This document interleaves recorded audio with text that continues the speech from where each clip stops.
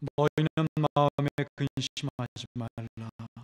하나님을 믿으니 또 나를 믿으라. 내 아버지 집에 거할 곳이 많도다. 그렇지 않으면 너희에게 일렀으리라. 내가 너희를 위하여 거처를 예비하러 가노니, 가서 너희를 위하여 거처를 예비하면 내가 다시 와서 너희를 내게로 영접하여 나 있는 곳에 너희도 있게 하리라. 아멘.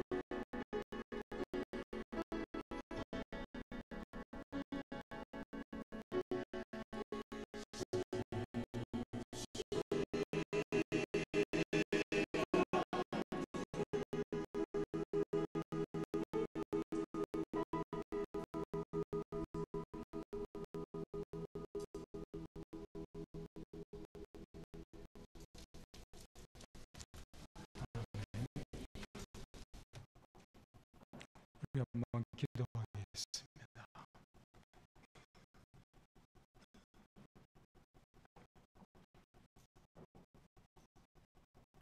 우리를 향하신 하나님의 귀한 사랑을 찬양을 통해 묵상합니다.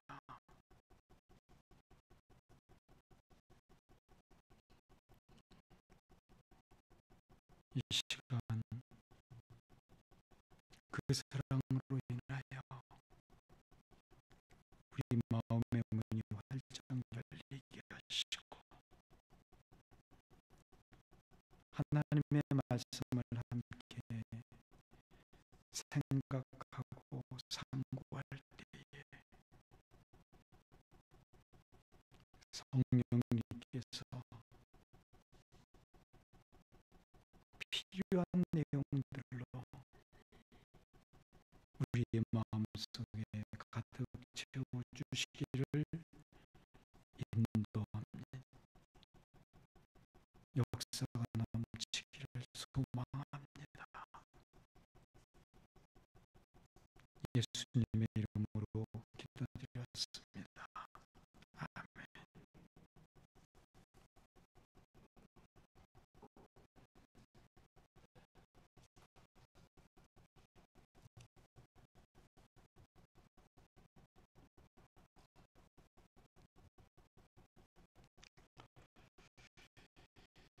시편 126편은 이스라엘 백성들이 바벨론으로 포로가 되어서 잡혀갔다가 다시 고국 이스라엘 땅으로 돌아올 때 그 감격과 기쁨을 시로 표현한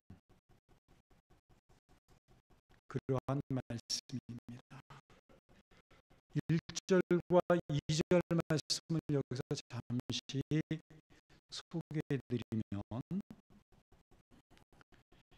여호와께서 시온의 포로를 돌려보내실 때에 우리는 꿈꾸는 것 같았도다. 그때 우리 입에는 웃음이 가득하고 우리 혀에는 찬양이 찼었도다. 그때 문나라가 가운데에서 말하기를 여호와께서 그들을 위하여 큰 일을 행하였도다 하였도다. 그런데 사실 이런 표현은 믿음을 가지고 하나님을 진심으로 믿는 믿음의 사람들, 곧 우리들의 모두의 얼굴에서 발견할 수 있는 표현이 되지 않을까요? 그렇죠. 그런데 또 대부분의 그리스도인의 삶의 표정을 보면 이런 모습을 찾아보기란 그렇게 쉽지 않은 것 같아요. 그리고 상당히 많은 분들은 복숭아 먹다가 마치 벌레 씹은 표정, 다 그 표정입니다. 더 나아가 얼굴에는 항상 근심이 가득한 성도의 모습을 찾는 것은 그렇게 어려운 일이 아닌 것 같습니다. 오늘 본문은 우리를 향하여 마음에 근심하지 말라, 하나님을 믿으니 또 나를 믿으라라고 말씀합니다.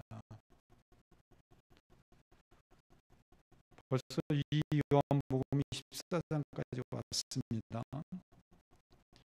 오늘 함께 보았던 본문의 말씀 1절부터 3절까지 내용 말씀 중에서 오늘은 1절 말씀만 상고를 할 겁니다. 그리고 다음 주에 2절과 3절 말씀을 생각해 보도록 하겠습니다.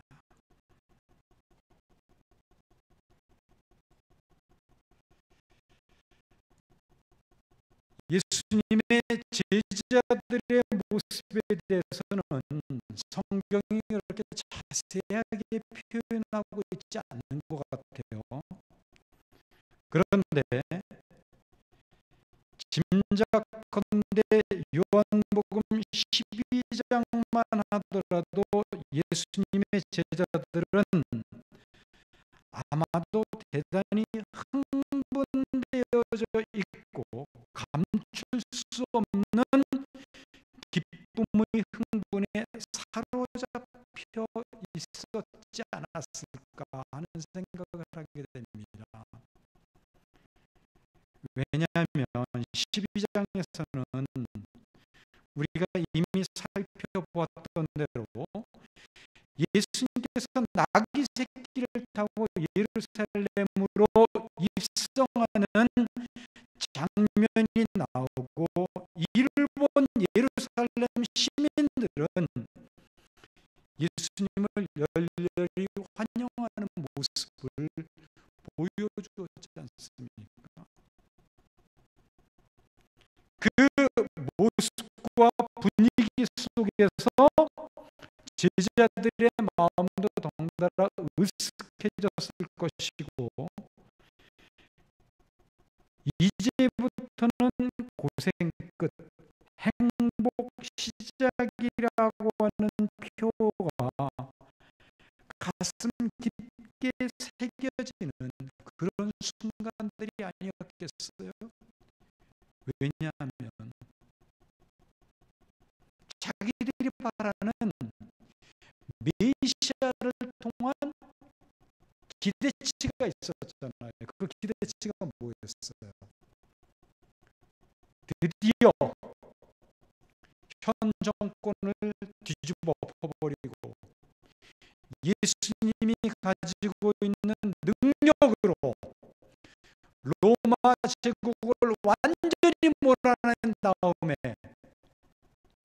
새로운 나라, 그 옛날 다윗 왕국이 건설했던 그 화려하고 막강한 그 나라를 세워갈 것이다. 그렇게 되면 우리는 정승자리 하나는 맡아놓은 거다. 이런 기대치가 있었단 말입니다.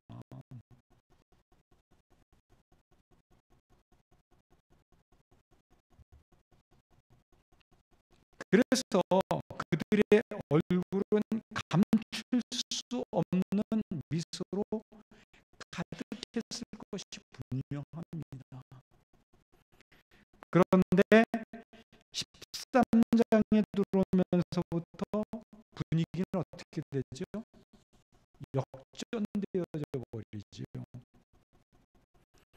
만찬 도중에 갑자기 예수님이 종의 신분으로 내려가셔서 제자들의 발을 일일이 씻겨주심으로 제자들을 당황하게 만들더니,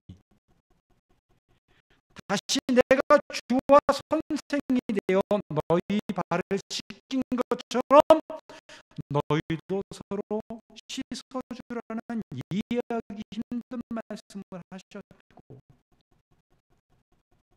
이것으로 끝이 아니라 갑자기 너희 중에 하나가 나를 팔 것이라는 말씀 속에서는 서로가 그 예수님을 팔아먹는 자가 나는 아닐까, 내 자신은 아닐까는 근심 속에 빠지고 맙니다. 그리고 13장 36절 이하를 예수님께서 지금은 너희가 따라올 수 없는 그런 곳으로 예수님이 가신다고 말씀하시자 베드로가 뭐라 그래요? 무슨 말씀이세요? 저는 주님을 위해서 목숨까지도 버릴 각오가 되어져 있습니다. 이렇게 대답을 하지요. 그러자 예수님 뭐라 그래요? 베드로야, 네가 나를 위해서 목숨을 버린다고? 웃기지 말아라. 너는 닭이 울기 전에 3번이나 나를 모른다고 할 거야. 충격적인 선언을 하시지요. 이런 대화의 배경은 어떻게 보아도 환희와 기쁨과 감격과 흥얼거리는 노랫소리가 있는 그런 분위기는 아니지요.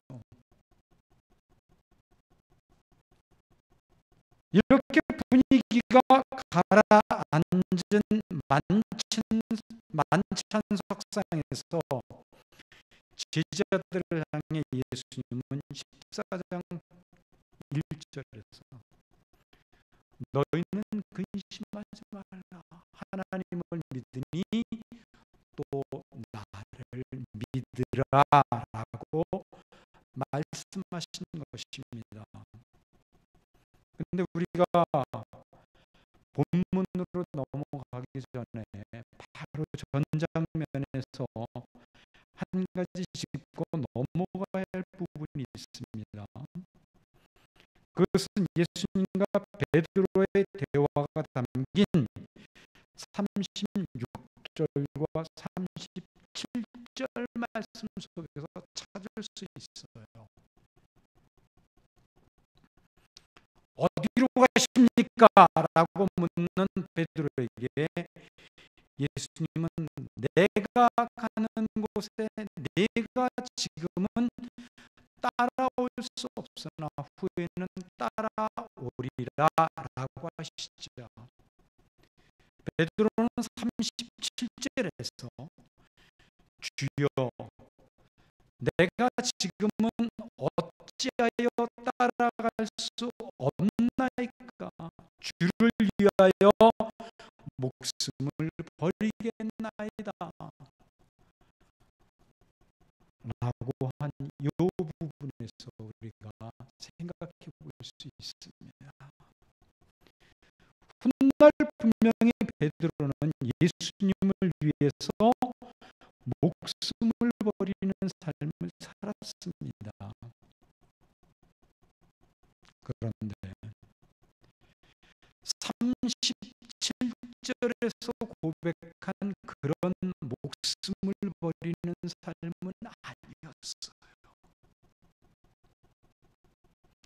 지금 요 37절에서 내가 주님을 위해서 목숨을 버리겠습니다 라고 고백한 베드로의 그 목숨을 버리는 삶과 훗날 정말 베드로가 예수님을 위해서 목숨을 버리는 삶, 그 둘 사이에는 엄청난 차이가 있는데 여러분 그 차이 아시겠어요? 어떤 차이인지. 그 차이를 구분하실 수 있으시겠습니까? 잘 모르시겠어요? 겉으로 보기에는 둘 다 목숨을 버리는 삶이 맞아요. 그런데 동기가 틀려요. 동기가 다릅니다.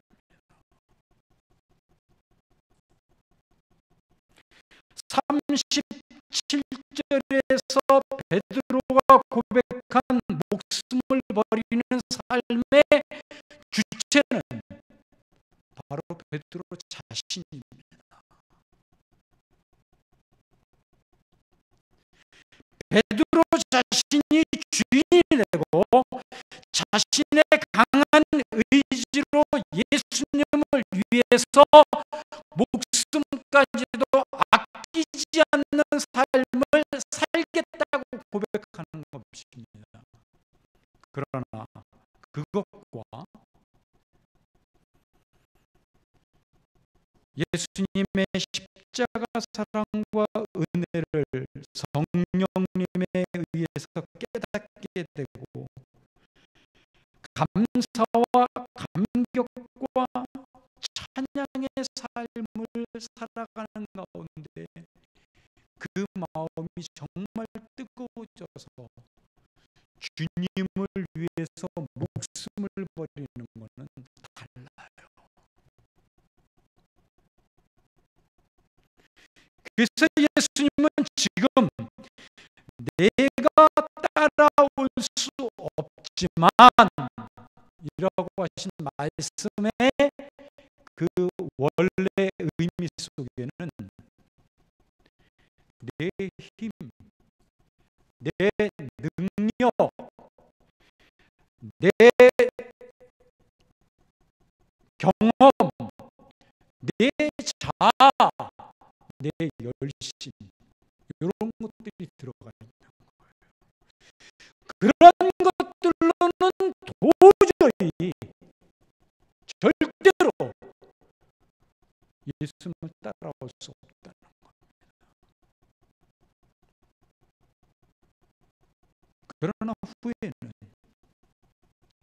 바로 성령님이 임하시고 그 성령님에 의하여 사로잡히게 되고 인도하심 속에 들어가면 따라오리라라고 하신 것입니다.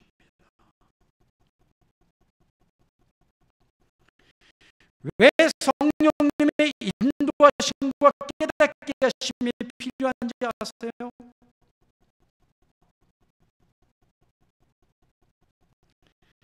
성령님께서 내 안에서 역사하시고 나를 사로잡아 가시기 시작하시면 내가 죽게 돼요.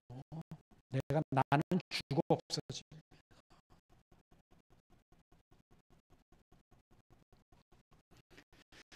나는 없어지고 오직 하나님만이 나타나게 됩니다. 내가 복이 되어지고 나의 자아까지 예수님께로 그 소유권이 이전되어지게 되는 거예요. 내가 나를 주장하지 못합니다.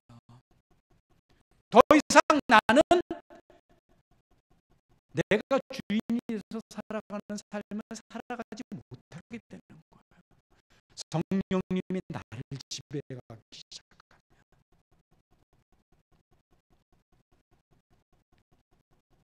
내 자아, 내 자신의 삶의 주인은 하나님이 되는 겁니다. 그래서 오직 하나님만이 나타나지는 것이지요. 나는 복이 되어지고 나의 자아까지 예수님께로 그 소유권이 이전되어질 수 있게 되는 것입니다. 그 일을 이루는 것이 바로 하나님과의 관계에서 일어나는 일이지 않습니까? 그러나 이 일은 절대로 하루아침에 되는 것이 아니라 많은 시간이 걸립니다. 그럼에도 불구하고 이렇게 성령님께 내가 사로잡히지 못하면 하나님이 아닌 내가 자꾸 주장하게 되어지고 드러나게 되기 때문에 내가 영광을 받으려고 하고 함부로 그리고 너무나 쉽게 다른 사람을 향한 정죄의 판단이 생기게 됩니다. 이게 율법주의 아닙니까? 이게 분명 똑같이 겉에서 보기에는 목숨을 버리는 삶으로 나타나지만 이 동기는 너무나 다른 거예요. 그런데 우리는 자꾸만 그 동기, 성령님께 내가 사로잡히는 일에는 관심이 없고 그냥 겉으로 드러난 정말 주님을 위해서 저렇게 살아가네, 이 굉장한 삶에만 관심을 갖는 경우들이 너무나 많다는 것이 문제입니다.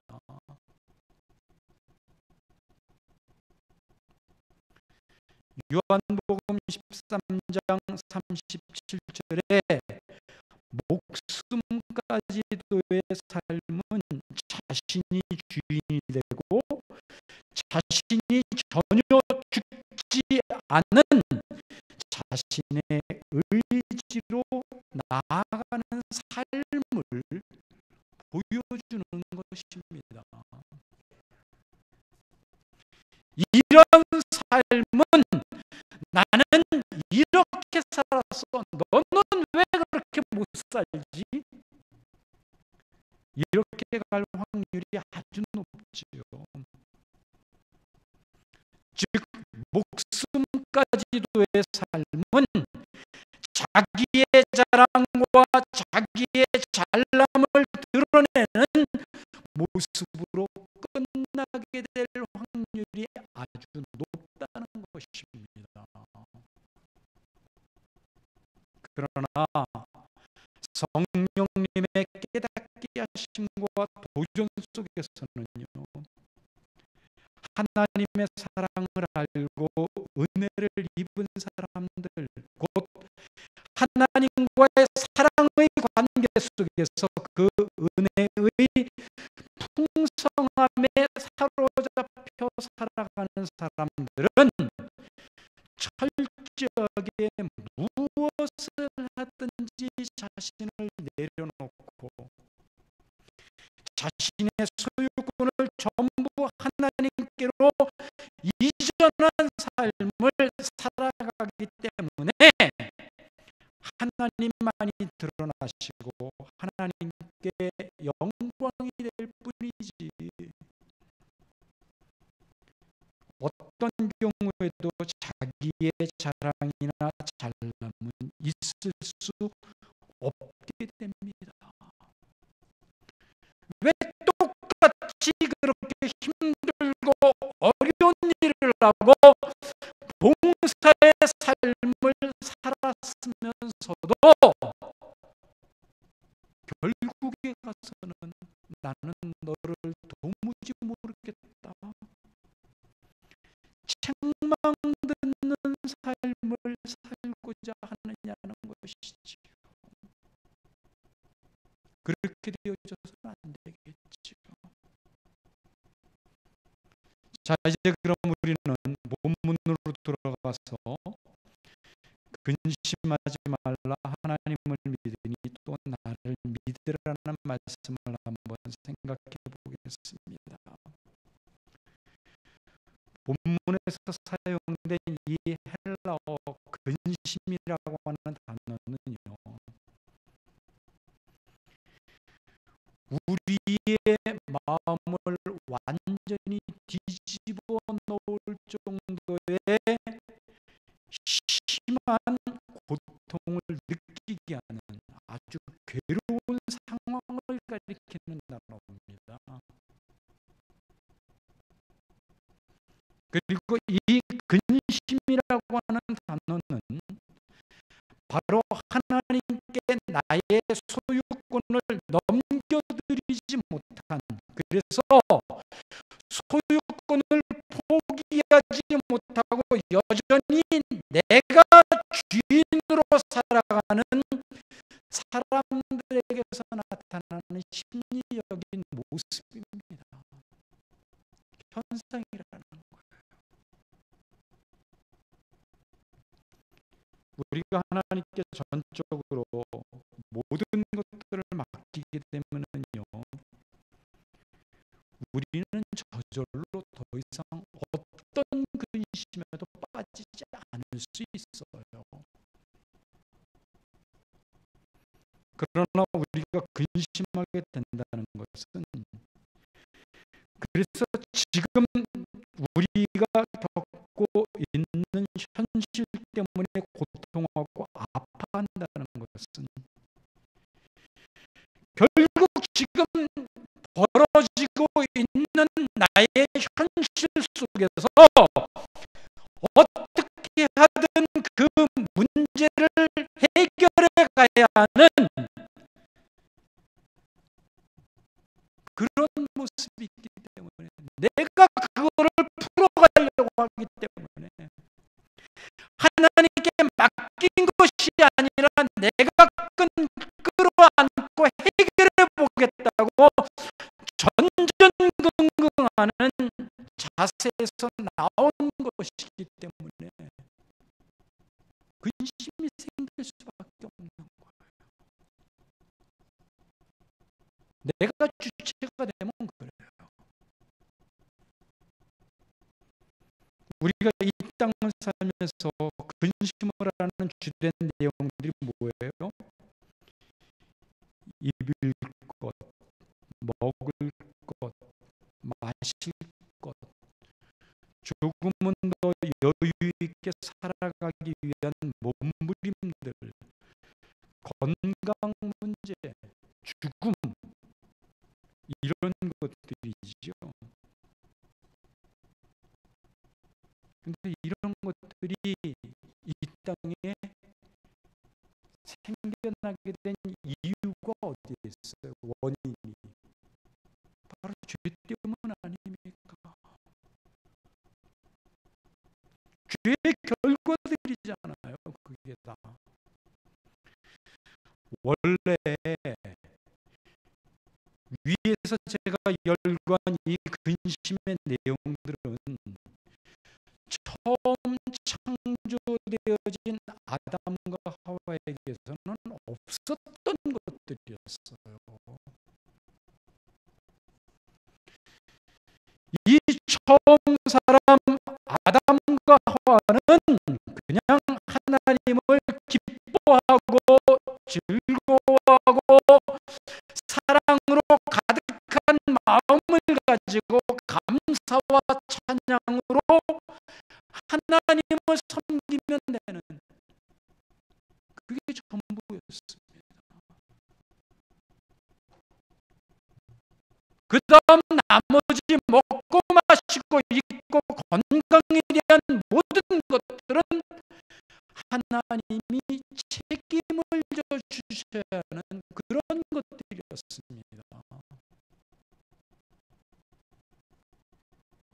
그런데 잠시의 유혹과 탐심의 마음이 이런 하나님의 인도하심을 거부하고 마침내는 자기 스스로가 모든 것들을 해결하고 통제해 가야만 하는 삶의 올무에 빠져버린 것입니다.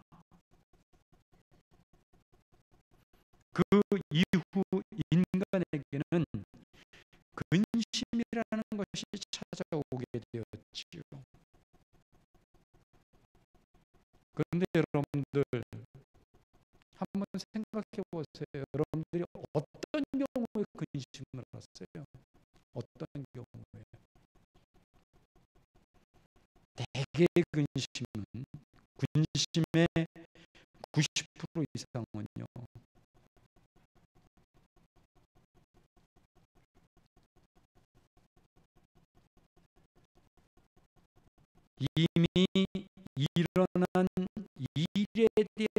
것이 아니라 앞으로 일어나게 될 일에 대해서 근심한다는 사실을 여러분들 생각해 보셨어요? 90% 이상이 그래요.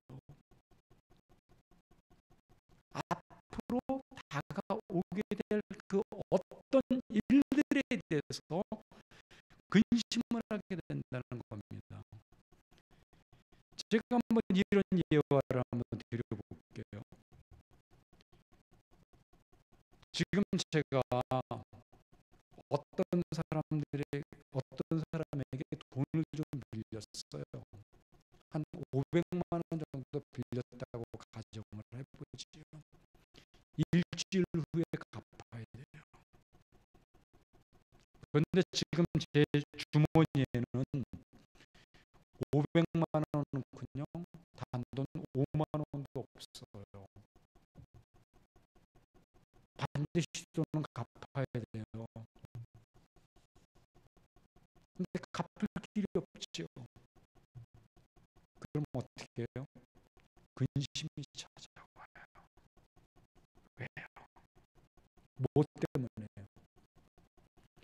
이 500만 원을 제 날짜에 갚지 못하게 되면 그 사람과의 관계는 어떻게 될까? 그 사람은 나에게 어떤 말을 할까? 나에게 어떤 심한 말을 할까? 나에게 어떤 행동들을 할까? 이런 두려움이 생긴단 말이에요. 걱정거리가 생긴단 말이에요. 이런 것들이 근심을 하게끔 만들어내는 요인들이에요. 그래서 근심을 하는 거예요. 불안감 때문에.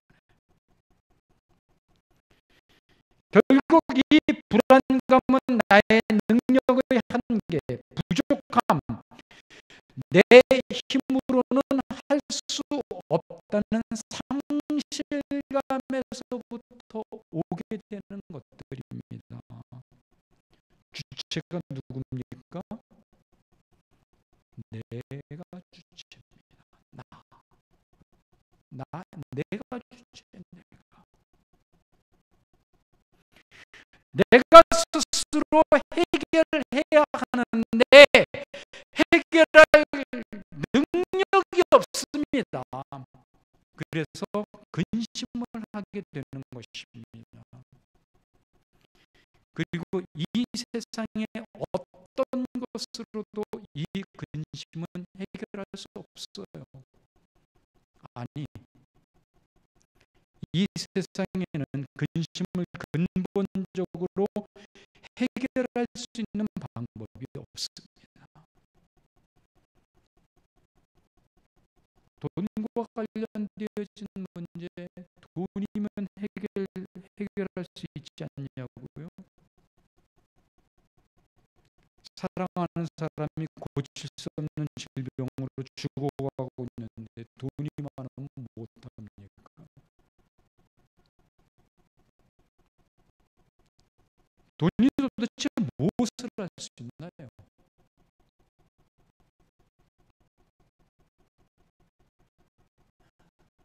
여러분들도 아시는 것처럼 작년 5월에 제 동생이 갑자기 죽음을 당했어요. 새벽에 화장실 간다고 일어나서 화장실 가다가 잠깐 몸의 중심을 잃고 넘어졌는데 해필이면 그 머리가 기우뚱하면서 바닥으로 쓰러지는데 그 좋은 소파는 그 손잡이가 원목으로 돼 있잖아요. 근데 그 집에 가보니까 그 원목이 날카롭게 날이 서 있더라고요. 거기에서 그냥 머리를 찌워버린 거예요. 그냥.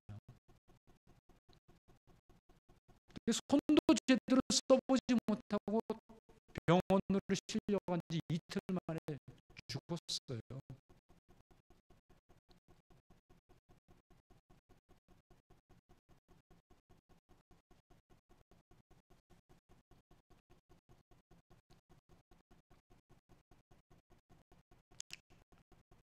신랑이 은행장입니다.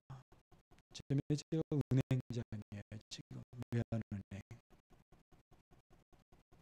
집도 괜찮은 집이었고,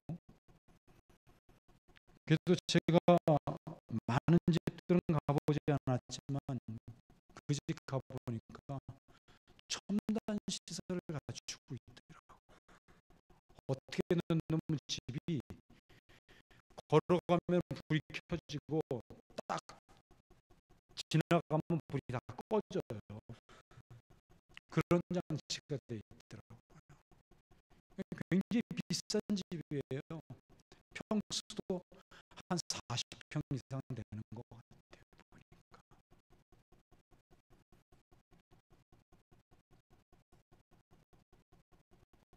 돈이 없어서 못 살렸나요?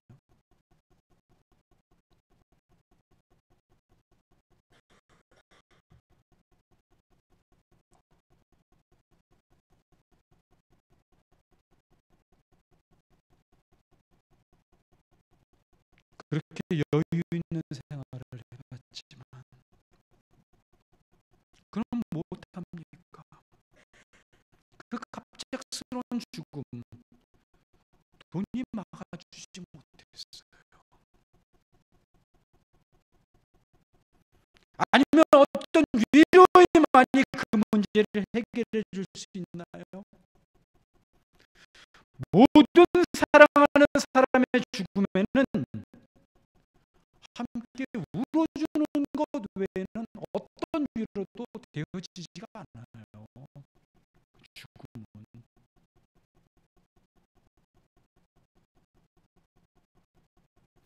그러나 함께 울어준다고 해서 죽은 사람이 다시 살아 돌아오는 것도 아니지 않습니까?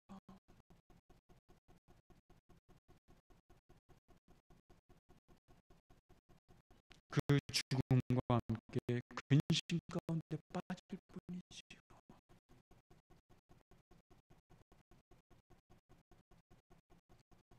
그런데 오늘 본문에서는 하지 말라고 하신 주님께서 근심하지 않으려면 하나님을 믿으며 또 예수님을 믿으라는 말씀을 하십니다. 믿음을 강조하고 계신 거예요. 근심과 관련해서 근심을 극복하고 이겨낼 수 있는 유일한 방법이 하나가 있는데 그건 바로 믿음이다. 그 사실을 이야기하는 겁니다. 자, 그럼 믿음은 뭡니까? 믿음. 도대체 믿는다는 말이 뭘까요? 그것은 다름 아닌 나의 모든 것을 하나님께로, 그 모든 소유권을 이전시켜드리는 것을 말하는 것이 믿음입니다.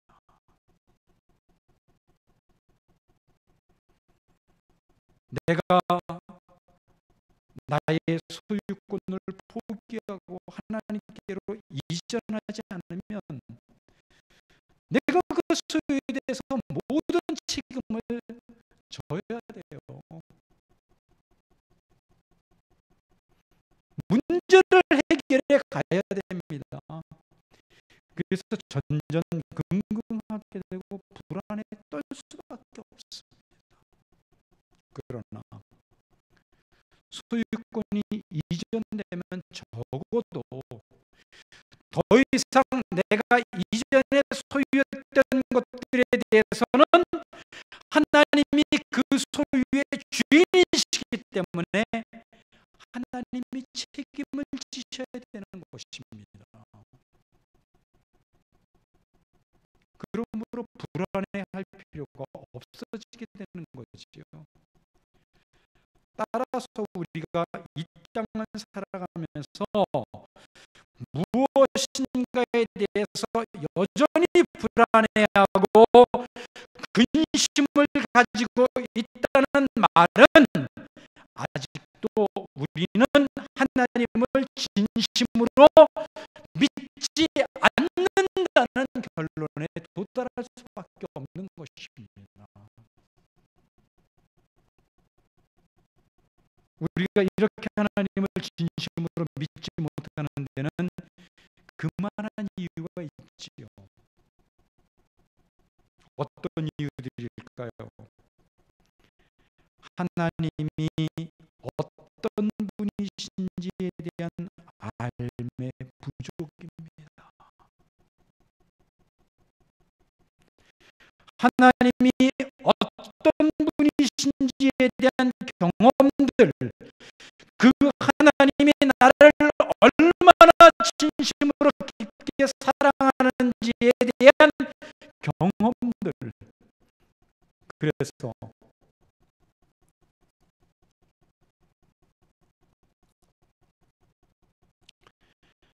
하나님이 어떤 분이시며 어떤 계획과 능력을 갖고 계시고 어떤 마음으로 우리를 대하시는지를 경험해가는 모습들이 우리 안에 너무 약하거나 아예 없는 것입니다. 지식으로는 하나님을 알고 있지만 믿음을 요구하고 보여야 할 때는 그 믿음이 하나님을 향해 반응을 하지 못하는 거예요. 하나님을 모르기 때문에. 그래서 우리는 믿는 사람이라고 고백을 하면서도 여전히 근심하며 그 근심을 끌어안고 살아갈 수밖에 없는 겁니다. 왜 예수님이 하나님을 믿으니 또 나를 믿으라고 했는지 아십니까?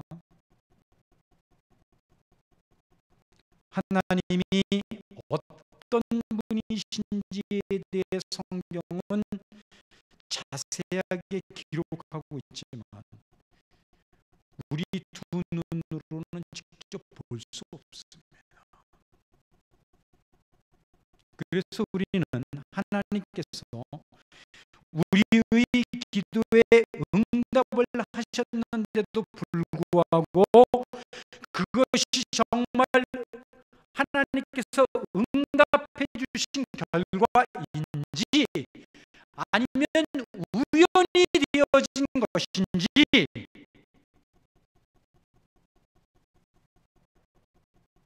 혼동하고 헷갈릴 때가 정말 많아요.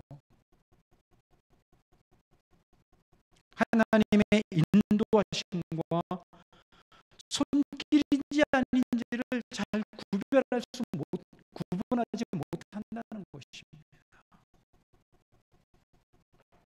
그래서 지금 예수님은 제자들을 앞에 놓고 그런 말씀을 하실 수밖에 없는 것입니다. 하나님을 믿는다면 또 나를 믿어라. 즉 너희가 하나님을 믿는 믿음이 있다면 그 하나님이 두 눈으로 볼 수 없기 때문에 가끔 너희의 삶에 혼동이 있을지 모른다.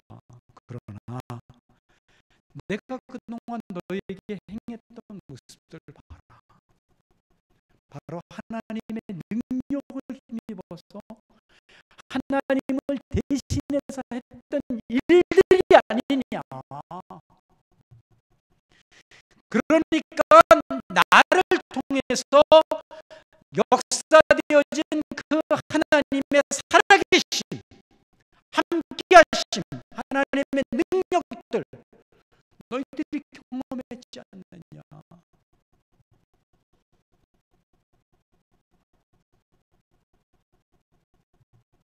나를 통해서, 내가 행한 일들을 통해서, 내가 한 말들을 통해서 하나님을 정말 진실되게 믿어라. 바로 그런 거였던 겁니다. 예수님을 통해서 행하셨던 살아계신 하나님의 모습들, 능력들이 무엇이지요? 그중 하나가 바로 갈릴리 바다에 폭풍을 잠잠케 하셨던 사건들이 있었지요. 제자들이 힘선도를 저어보지만 갈릴리 바다에서 잔뼈가 굵은 어부들조차도 너무 거세게 몰아치는 폭풍 속에서는 속수무책이었잖아요. 그래서 노를 젓던 제자들이 잠들어 있는 예수님을 계속 뭐라 그래요? 선생님이요, 우리의 죽게 된 것을 돌아보지 아니하십니까? 그러자 잠에서 깨어나신 예수님이 바다와 폭풍을 잠잠케 하시면서 제자들에게 뭐라 그래요? 이 믿음이 적은 자들아, 꾸짖죠. 책망하시죠. 이 말씀 속에서는 이 세상을 살면서 우리가 경험할 수 있는 모든 것들, 곧 건강 문제, 먹는 문제, 입는 문제, 이런 기본권에 대한 문제, 그리고 모든 자연과 물질과 인간이 엮어내는, 그래서 인간의 인생을 좌지우지할 만큼의 영향이 있는 것들의 최종적인 힘은 바로 하나님께 있다.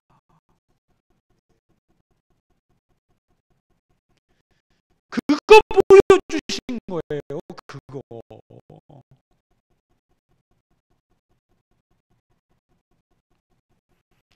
이 사실을 고백하고 믿는 것이 바로 소유권을 하나님께로 이전시킨 성도들의 모습인 것입니다. 우리는 세상과 다른 사람들입니다. 우리는 이 땅에서 경험하게 되는 모든 것들, 그래서 벼락이 떨어졌는데도 옆에 있는 나는 멀쩡한 이유에서부터 시작해서 질병도 조기에 발견이 되어지고 무사하게 치료하고 건강하게 되고요. 수많은 사람들의 만남이 있지만 그 한 사람 한 사람을 통해서 나를 향한 하나님의 뜻과 섭리를 발견하고 더욱 나를 견고하게 인도해 가시는 그 손길이, 간섭이 우연히 일어난 것이 아님을 알고 있는 사람들이라는 것입니다. 바로 이런 사람들을 가리켜 성도라고 부르는 것이 아니겠습니까? 제가 말이 나온 김에 질병에 대한 이야기 한 가지만 하고 넘어가겠습니다. 김장로님, 제가 김장로님 잠깐 이야기해도 되지요? 예.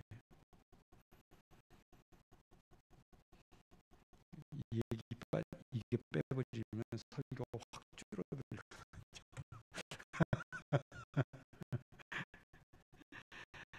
김장로님 이번에 그 큰 수술하시고 회복 중에 계셨지 않습니까? 제가 수술하기 전에 한번 가서 기도해 드렸고, 수술한 다음 월요일 날이었었던 것 같아요. 월요일 날 병원으로 신방을 갔어요.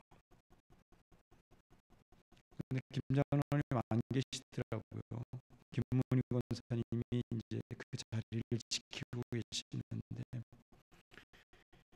하시는 말씀이 그거예요. 수술은 잘 됐는데 문제는 수술 후에 장이 달라붙는 장협착증이 생겼다는 거예요.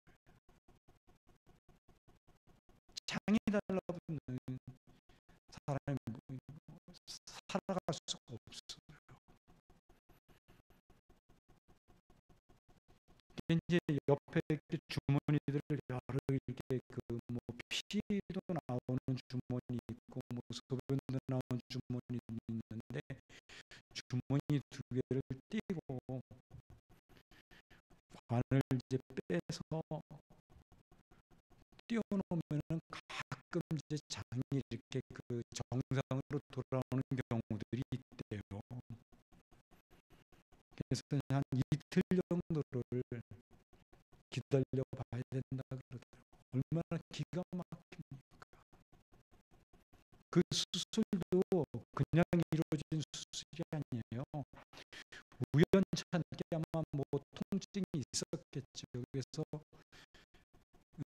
병원에 갔는데 큰 병원을 가보라 그래서 갔더니 그게 암이었던 거예요.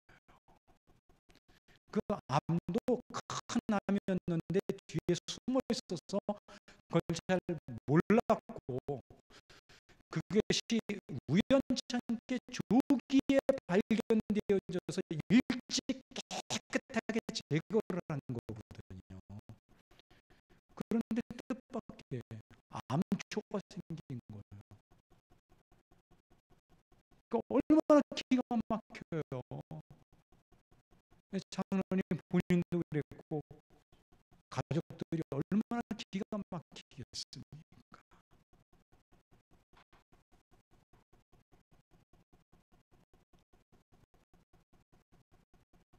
그래서 그때 이제 함께 기도를 하게 됐어요. 그냥 어떤 생각이 떠올라서 그런 기도를 했는지 저도 잘 모르겠지만 기도의 한 부분은 제가 정확하게 기억을 합니다. 하나님이 장로님의 병을 조기에 발견하게 하셨다면, 그래서 깨끗하게 수술을 해서 정상으로 돌아오게 하셨다면, 그 후유증으로 생긴 그 장이 달라붙는 장협착증은 하나님 책임지셔야 될 거 아닙니까? 이거 장난하는 것도 아니고 뭡니까? 이런 식의 기도를 드렸어요. 나머지 부분도 알아서 해결해 주십시오. 병을 미리 발견해서 수술을 통해 깨끗하게 하신 하나님이라면 하나님의 어떤 계획과 뜻이 여기에 있는지 모르겠지만 나머지도 하나님 책임져 주십시오. 그 당시 심정은 어린아이가 마치 아버지에게 때를 쓰듯이 아버지 다 책임져 주세요. 그런 심정이었어요.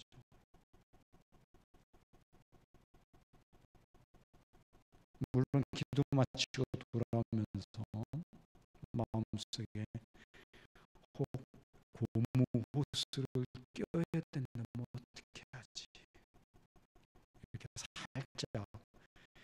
믿음 없는 생각도 들었지만, 그리고 나서 화요일, 수요일 새벽 시간에는 계속 같은 기도가 나오더라고요.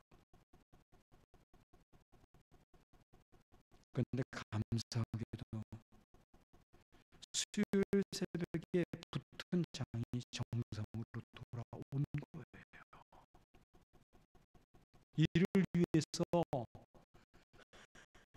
이 사실을 알고 있는 우리 성도님들은 얼마나 하나님 앞에 간절히 기도했을 것이며, 김문희 권사님과 가족들 얼마나 간절히 기도했고, 장로님 본인은 얼마나 간절히 기도했겠습니까?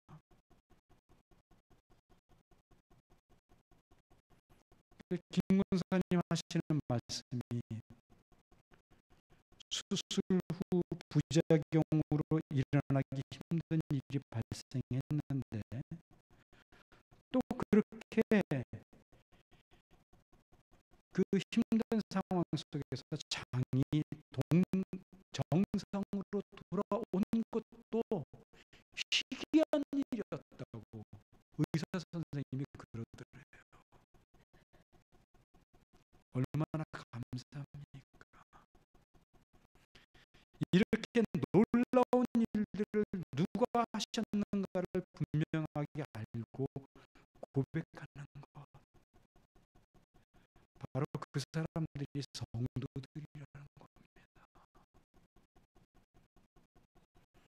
그래서 예수님은 그동안 3년의 사역을 통해 자신이 행한 일들을 통해 역사하신 하나님의 놀라운 그 능력들을 깨닫고 바로 하나님을 믿으라고 그렇게 권면을 했던 겁니다. 하나님은 두 눈으로 볼 수 없으니까 그 하나님에 대한 믿음을 보다 확실하게 가지려면 내가 행한 일, 내가 말한 것들을 통해서 믿으라는 거지요. 믿는다는 것은 바로 그런 것입니다. 하나님께 자신의 소유를 전부 넘겨드리는 것을 말하는 거예요. 내가 더 이상 나의 것들을 움켜쥐고 놓지 못하는 모습이 아니라 어떤 것이라도 하나님께 맡겨드리고 나는 그저 하나님만을 바라보며 사랑하는 삶을 살아가는 것. 그래서 하나님을 사랑하기 때문에 그 사랑의 기쁨으로 예배의 부름에 나오고 헌금을 드리며 봉사의 일들을 감당해 가고 기도와 전도의 일을 열심을 내는 삶을 살아가는 것, 그것이 우리의 모습입니다. 우리들의 얼굴에 근심이 있고 우리들의 얼굴에 수심이 가득하며 우리들의 얼굴에 무엇인가 쫓기는 듯한 표정이 나타나고 우리들의 얼굴에 불평이 가득하며 우리들이 얼굴에 불만으로 가득한 것들이 있다면 그것은 우리가 아직도 하나님을 믿는다는 말의 의미를 잘 모르고 있다는 뜻이 될 수도 있다는 사실을 생각해 보시기 바랍니다. 우리는 하나님을 아버지라고 불렀기 때문에 지금 이 자리에 와 있는 사람들입니다. 우리는 예수님을 주님이라고 고백했기 때문에 이 자리에 와 있는 사람들입니다. 우리는 주님의 사랑이 우리로 하여금 숨을 쉬게 했기 때문에 이 자리에 와 있는 사람들입니다. 그렇다면 우리들이 하나님을 믿는다는 것을, 하나님의 자녀라는 것을 우리의 삶으로, 우리의 인격으로, 또 얼굴 표정으로 세상 앞에 드러내야 되지 않겠습니까? 그래서 하나님을 믿음으로 하나님을 경외할 뿐만 아니라 하나님으로 말미암은 은혜의 풍성한 손길을 통해서 더욱 믿음 있는 믿음의 삶을 살아가시는 여러분들이 되시기를